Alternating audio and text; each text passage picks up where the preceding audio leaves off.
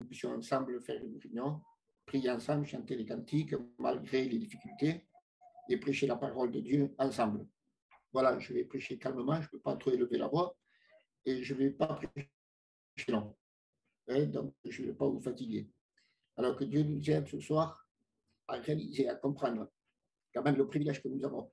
Parce que malgré ce qu'on vit, malgré les problèmes, les difficultés, malgré les épreuves, les maladies, comme la sœur a témoigné, on a quand même cette grâce, amen, d'avoir de l'espérance, d'avoir de la confiance, amen, dans un grand Dieu. À Dieu soit toute la gloire. Il y a des gens aujourd'hui qui n'ont pas d'espérance, qui n'ont pas de confiance, parce qu'ils ne connaissent pas Dieu. Et nous, aujourd'hui, même si on a des problèmes, des maladies, même si on passe par des épreuves, on connaît Dieu. Et on peut dire comme l'apôtre Paul, je sais en qui j'ai cru. Ça veut dire, je sais en qui j'ai mis mon espérance, ma confiance. Je connais celui en qui j'ai mis ma confiance. Donc, ce soir, chacun d'entre nous, on a confiance en Jésus. Amen. On veut rester confiant. On veut rester serein. On veut rester patient. Parce qu'il agira en son temps. Et en son temps, il fera son œuvre. En son temps, il fera son travail. Nous, les humains, excusez-moi, on est comme ça. On veut les choses vite fait. On veut une réponse à notre prière vite fait. On veut la guérison, la bénédiction vite fait. On veut que nos fils, nos filles, nos familles se convertissent vite fait. On est comme ça, on est impatient. La patience ne fait pas partie de notre nature humaine. Vous comprenez ça? Mais avec la grâce de Dieu, Dieu nous apprend, Dieu nous forme, Dieu nous fait comprendre, Dieu nous éclaire. Et aujourd'hui, plus que jamais, il est nécessaire d'être proche de Jésus. À Dieu soit toute la gloire. Alors, pendant ces temps-ci, je suis fatigué, je suis malade. Alors, comme tout serviteur, eh bien, on cherche, le Seigneur. Quel est le besoin de l'Église? Quel est le besoin du peuple, des âmes qui ont besoin de la grâce de Dieu aujourd'hui? Et j'ai senti dans mon cœur ce que je vais vous dire ce soir. J'ai commencé à faire une étude, mais je vais la porter comme étude pratique, pas comme étude pour apprendre. Et c'est quelque chose pour moi qui est très important. C'est que, voilà, quand on est venu au Seigneur, on a écouté la parole. Et en écoutant, on a appris. Après, on a été intéressé. Et qu'est-ce qu'on a fait? On a acheté une Bible. Et on a lu la Bible. Et on a appris en écoutant et en lisant la Bible. Ce sont les deux premiers moyens qu'on a eus. On a appris en écoutant les pasteurs et on a appris en lisant la Bible. Et au bout de tant d'années de conversion et de baptême, aujourd'hui, on peut dire, je sais, je connais, parce que j'ai appris. Et on a appris, c'est vrai, on a une certaine connaissance sur les choses de Dieu, sur la Bible, sur la parole de Dieu, une certaine connaissance sur la vie chrétienne, sur la vie pratique, etc., à un tel point qu'aujourd'hui, c'est la vérité, ce n'est pas une prétention, ce n'est pas de l'orgueil, c'est une vérité. On ne peut pas nous tromper quant à la doctrine, quant à l'enseignement, on ne peut pas nous tromper. Parce qu'on a appris, c'est un privilège, c'est une grâce de Dieu. Mais voilà, écoutez bien, je vais prendre deux versets, et c'est écrit dans Philippiens, chapitre 4 et verset 11. Chapitre 4 et verset 11 et 12. 11 et 12. Regardez ce que Paul va dire. Il va dire, ce n'est pas en vue de mes besoins que je dis cela, car, écoutez bien, car j'ai appris à être content de l'état où je me trouve. Amen. J'ai appris à être content de l'état où je me trouve. Nous, on va prendre juste ce petit mot. J'ai appris. Et regardez verset 12. Il va dire, je sais vivre dans l'humiliation et je sais vivre dans l'abondance. En tout et partout, j'ai appris à être rassasié et à avoir faim, et à être dans l'abondance et à être dans la disette. Paul a appris, comme nous. Et après avoir appris, il dit, je sais. On est d'accord? Donc, nous, on prend juste ces deux petits mots qu'on trouve dans ces deux versets. Je sais, j'ai appris. Et nous, on peut ajouter, je connais. Vous comprenez? je connais, parce que Jésus va dire aux 7 églises de l'Apocalypse, à 7 reprises, tu connais. Il va dire, je connais tes œuvres. Vous comprenez? Donc aujourd'hui, on peut dire, dans la liberté, je sais, je connais, parce que j'ai appris. Ce que je sais n'est pas venu comme ça. Vous comprenez? C'est en écoutant qu'on a appris. Et maintenant, on dit, je sais parce que j'ai appris. Je connais parce que j'ai appris. Mais voilà, la question qui me venait à mon cœur pendant ces jours-ci, c'est qu'est-ce qu'on fait de tout ce qu'on a appris? Amen. En même temps, je vous dis ce soir, je sais, mais qu'est-ce que je fais de ce que je sais? Je peux dire, je connais, mais qu'est-ce que je fais de ce que je connais? J'ai appris, mais qu'est-ce que je fais de tout ce que j'ai appris? Est-ce que je le vis? Est-ce que ça fait partie de ma vie ou c'est resté simplement gravé dans mon cerveau? Vous comprenez ça? Parce qu'aujourd'hui, les frères, c'est la vérité. Beaucoup connaissent tel verset, tel passage, telle doctrine, telle histoire de la Bible, etc., etc. Mais ça fait partie du cerveau, c'est intellectuel. Vous comprenez? Ils ont été instruits. Ils ont accumulé des pensées, des versets, des messages, etc. Et c'est resté dans le cerveau. Mais ça ne fait pas partie de leur vie. Ce n'est pas de la pratique. Et Jacques va dire, chapitre 1 et verset 22, il va dire, ne vous bornez pas, ça c'est le cerveau, ne vous bornez pas à écouter, mais mettez en pratique. Et mettre en pratique, ça ne fait pas partie du cerveau, ça fait partie de la vie de tous les jours. Vous comprenez ça? Si c'est resté gravé dans le cerveau, c'est bien, merci Seigneur, mais si on ne le vit pas, ça s'appelle de la théorie. C'est de la théorie simplement. Ce n'est pas mis en pratique. Que Dieu nous aide, bendito soit le Seigneur, parce qu'on sait, on connaît, mais qu'est-ce qu'on fait de tout ce qu'on sait, de tout ce qu'on connaît? À Dieu soit toute la gloire. Et je vais vous citer 3 versets pour commencer. Et écoutez bien. Si par exemple, je vous dis Matthieu 24, non, Matthieu 26, pardon, Matthieu 26, 41. Vous allez dire, je ne sais pas, ou peut-être il y en a qui le savent. Mais si je vous dis le verset, vous allez dire, oui, je sais, oui, je le connais. Et c'est lorsque Jésus va dire, veillez, priez, afin de ne pas tomber en tentation. Et qui ne connaît pas ce verset? On ne sait pas peut-être le chapitre et le verset, mais quand on l'entend, on dit, oui, je le sais, oui, je le connais. Mais la question se pose, qu'est-ce qu'on fait, amen, de ce verset? On l'a appris et aujourd'hui, on sait qu'est-ce que c'est de veiller, mais qu'est-ce qu'on en fait? On sait qu'est-ce que c'est que prier, mais qu'est-ce qu'on en fait? Vous comprenez ça? Il y en a qui sont peut-être des spécialistes pour parler de la prière, c'est bien beau, mais qu'est-ce qu'on fait de la prière? Bendito sea el Seigneur. C'est important aujourd'hui, plus que jamais, dans les jours où nous vivons, amen, de vivre ce qu'on a appris, de vivre ce qu'on connaît. Parce que si Dieu a permis qu'on sache, qu'on connaisse certaines choses de la parole de Dieu, ce n'est pas juste pour les savoir, c'est pour les mettre en pratique. C'est de ne pas se borner et se tromper soi-même, dit l'apôtre Jacques, et de tomber dans des faux raisonnements. Non, mais c'est de le vivre. Il faut que ça fasse partie de notre vie. Bien dit que c'est un gênant. Donc, c'est bien de parler de la prière, mais c'est mieux de prier. Vous comprenez ça? C'est bien de parler qu'il faut être vigilant, qu'il faut veiller, mais c'est mieux d'être vigilant et de veiller. Vous comprenez? C'est comme, par exemple, c'est bien de parler de l'adoration, mais c'est mieux de l'adorer. C'est bien de parler de la louange, mais c'est mieux de le louer. C'est-à-dire que c'est mieux de le vivre. C'est mieux de le vivre. C'est bien de témoigner, mais c'est mieux d'avoir un bon témoignage. Vous comprenez la chose? Ça veut dire que la vie a plus de valeur que la connaissance. Maintenant, je vous pose une question. Le fruit, est-ce que le fruit, c'est le résultat de la connaissance ou de la vie? Amen. Dans la connaissance, il n'y a pas de fruit. S'il n'y a pas la vie, il n'y a pas de fruit. Car le fruit, c'est le résultat de la vie. Amen. Amen. Et c'est la vie qui donne la valeur à la connaissance. C'est-à-dire quand on vit la connaissance par l'esprit, la connaissance prend de la valeur. Vous comprenez ça? Bénito soit le Seigneur. Donc c'est important plus que jamais de dire, Seigneur, je sais qu'il faut veiller, mais qu'est-ce que j'en fais? Je sais qu'il faut prier, mais qu'est-ce que je fais? Est-ce que je le vis? Est-ce que je veille? Est-ce que je prie? Par exemple, notre verset, Luc 18 et premier verset.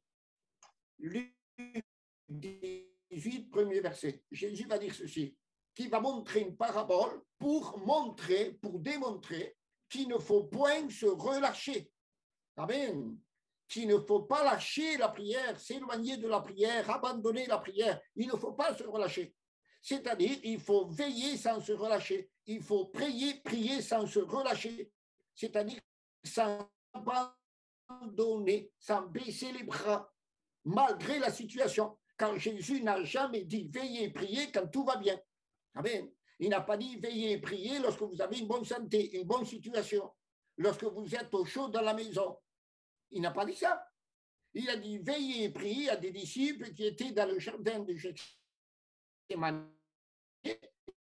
Et c'était la quatrième veille de nuit. En plein dit prier et veiller. Vous comprenez ça? Et aujourd'hui, c'est vrai qu'on est presque à la quatrième veille de la nuit. Le soleil va apparaître bientôt. Christ va venir. Vous comprenez ça? Et aujourd'hui, dans les derniers temps que nous sommes en train de vivre, Jésus nous dit de ne pas se relâcher, de ne pas abandonner. Bendito sea el nombre del Señor. Adieu. Il y a un troisième verset. C'est Matthieu 24, 13. Matthieu 24, 13. Jésus va dire encore que dans les derniers temps, à la fin des temps, ce sont, si vous voulez, les temps que nous sommes en train de vivre, nous, aujourd'hui. Car nous sommes la dernière génération chrétienne sur la terre. Et là, Jésus va dire à la dernière génération, celui qui aura persévéré jusqu'à la fin sera sauvé. Donc, il est question de persévérance. Donc, il faut veiller, il faut prier, il faut persévérer sans se relâcher. Amen. Sans baisser les bras. On ne persévère pas quand tout va bien, quand on a une santé de fer. Non, on persévère malgré la situation, qu'importe la situation, qu'importe les nouvelles qu'on entend, bonnes ou mauvaises. Il faut persévérer. Bien dit que c'est le Seigneur, il ne faut pas présenter des excuses à Dieu. On peut présenter des excuses aux hommes. Je ne peux pas venir ce soir, je suis fatigué, la voiture est cassée, et la voiture est en panne, je dois amener la petite à l'hôpital. On peut avoir des excuses, mais vis-à-vis des hommes. Mais devant Dieu, amen, il n'y a pas d'excuses. Vous savez pourquoi? Parce que Dieu nous a donné tous les moyens pour pouvoir y arriver, à veiller, à prier sans se relâcher. Il nous a donné tous les moyens de persévérer. Vous comprenez ça? Donc, qu'est-ce qu'il faut utiliser le moyen que Dieu nous a donné, tout simplement.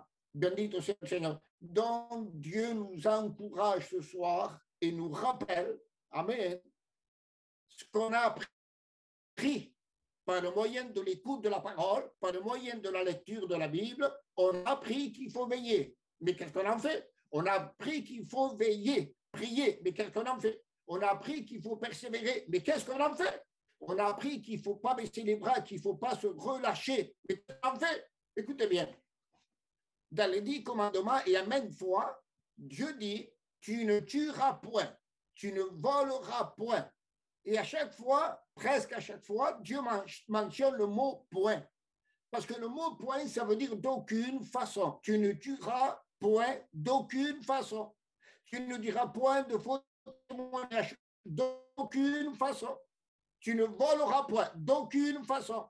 Et là, il dit qu'il montre une parole pour montrer qu'il ne faut point se relâcher d'aucune façon.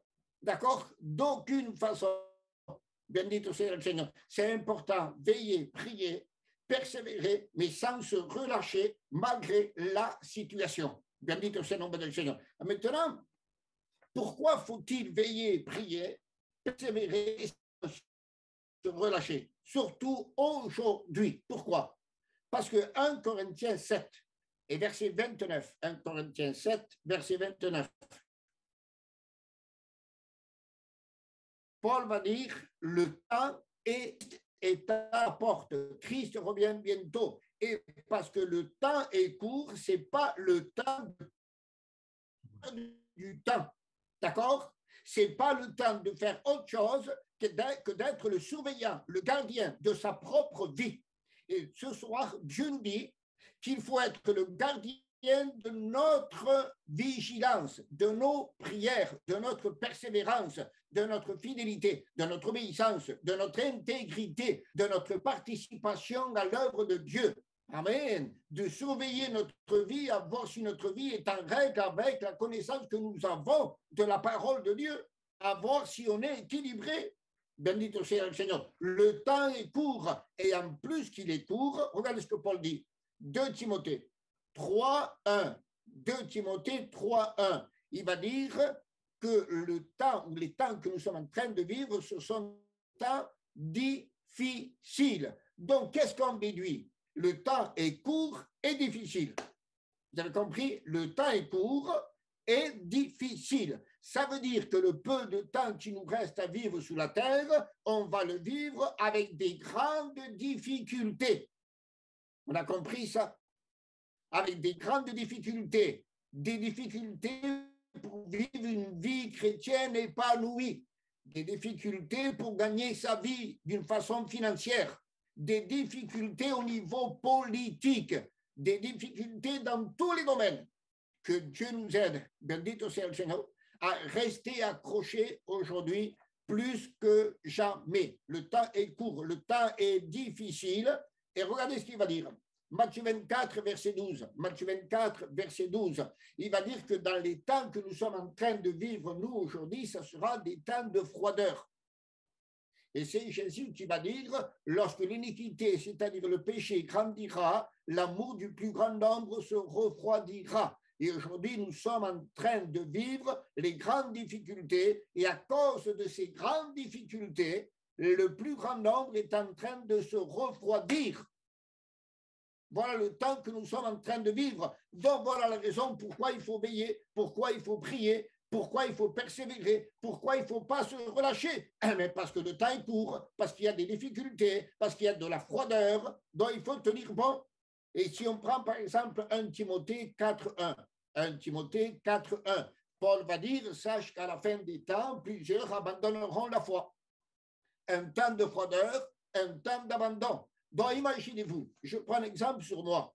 Si moi, je ne veille pas, si je ne prie pas comme il faut, si moi, je ne persévère pas, si moi, je ne demeure pas attaché dans les choses de Dieu, j'aurai tendance, dans le peu de temps difficile qui me reste à vivre, eh bien, j'aurai tendance à tomber dans la froideur et à abandonner. Vous comprenez ça? On ne peut pas et on ne pourra jamais abandonner subitement d'un coup. Non. On commence à abandonner dans notre intérieur, dans notre vie intime, dans notre maison. On ne prie pas, on ne lit pas la Bible, on n'est pas, si vous voulez, près de Dieu. Notamment, vous comprenez, avec les choses de Dieu. On commence à se refroidir, on commence à abandonner, à s'éloigner. Vous comprenez ça, à s'égarer. Et après, notre attitude extérieure rend visible notre attitude intérieure, notre état intérieur. Vous comprenez ça? Et après, on dit, tel frère est tombé, tel frère ne vient plus. Mais ça fait longtemps que dans son cœur, il a commencé à abandonner, à se refroidir. Donc, Dieu nous aide, bendito soit le nom du Seigneur. Quand on prend, par exemple, vite fait, 2 Pierre 3.9, 2 Pierre 3.9, et ça, on le sait tous. Tous les versets que je suis en train de dire, ce soir, on peut dire, oui, je le sais, oui, je le connais, oui, je l'ai appris. Mais qu'est-ce qu'on en fait?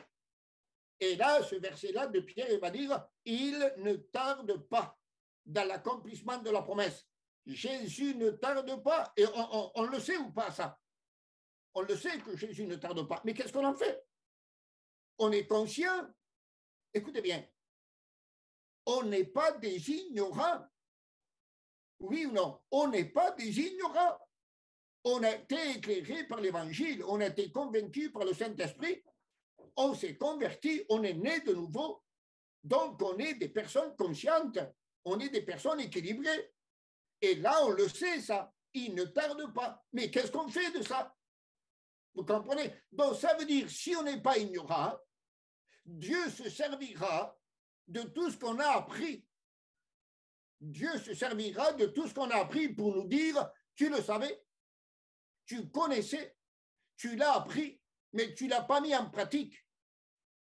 Vous comprenez ça? Que Dieu nous aide, bendito soit le Seigneur. On sait qu'il ne tardera pas. Et quand on prend 2 Pierre 3,10, 2 Pierre 3,10, on connaît ce verset, tout le monde le connaît. Quand il dit qu'il viendra comme un voleur dans la nuit. Si ou non? On le sait qu'il viendra comme un voleur. Mais qu'est-ce qu'on en fait? Est-ce qu'on est prêt? Est-ce qu'on l'attend? Est-ce qu'on désire l'avènement du Seigneur?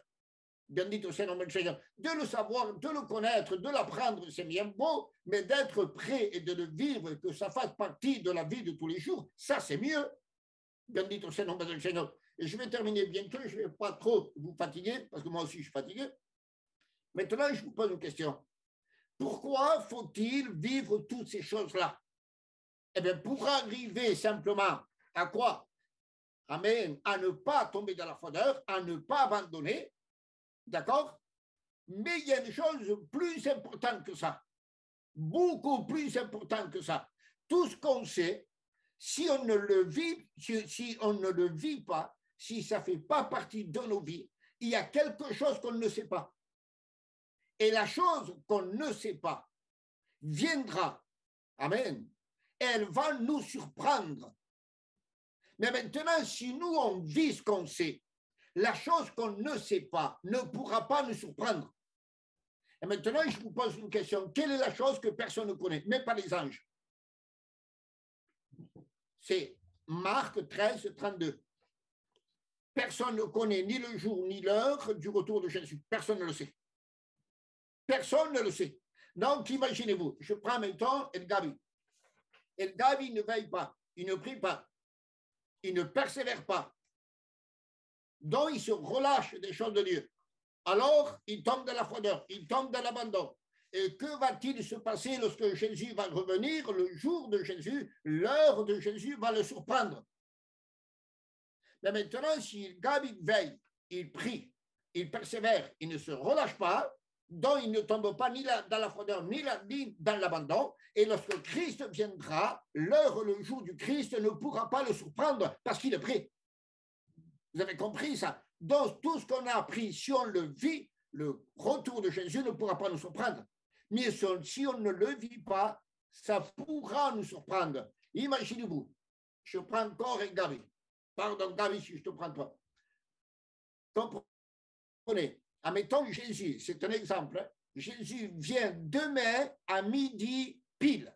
Demain, 19 mars, à midi pile, Jésus vient. À midi pile, on s'en va. Mais El Gabi, il n'a pas veillé, il n'a pas persévéré, il n'a pas prié, il n'a pas fait ce qu'il fallait faire.